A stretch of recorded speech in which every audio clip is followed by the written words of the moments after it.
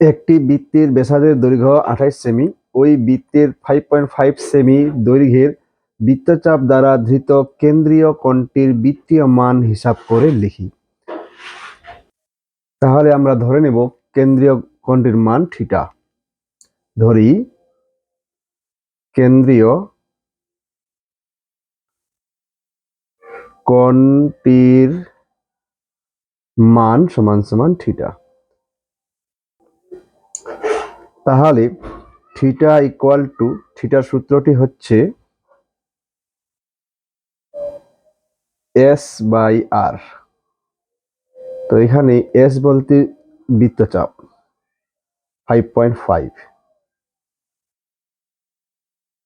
আর R বলতে 28 ব্যাসার্ধ এখানে আছে। এবার দশমিক তুলে দেওয়ার জন্য শুধু নিচে 10 চলে আসবে। 5 11 55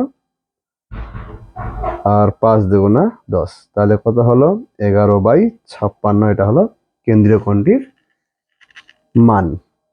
এবার এটাকে আমরা বৃত্তীয় মান বের করব। তাহলে বৃত্তীয় মান ইকুয়াল টু, বৃত্তীয় মান বের করতে হবে, সূত্র হচ্ছে যে যেটা বের হবে সেই সংখ্যাটাকে আগে লিখতে হবে। 11/12 এটা হচ্ছে কেন্দ্রীয় কোণ, সেটাকে আমরা পাই দিয়ে গুণ করব। পাইয়ের মান হচ্ছে 22/7। এটাকে রেডিয়ান মনে করতে হয়, ধরতে হয়। কখন আমরা রেডিয়ান ধরি, কখনো আমরা এটাকে পাই ধরি। তো মনে রাখবে, যখন আমরা পার্টিকুলার বৃত্ত করব বৃত্তের ক্ষেত্রে, তখন সেটাকে আমরা পাই বলবো, আর পরিমিতির অঙ্কের ক্ষেত্রে পাই বলবো। বাকি ত্রিকোণমিতিতে এটাকে আমরা রেডিয়ান বলি। যখন আমরা এটাকে রেডিয়ান বলবো তখন এটার মান আমরা এখানে 180 ডিগ্রি লিখবো। যেহেতু এখানে বৃত্তের অঙ্ক পাই, তাই এটা 22/7 হলো।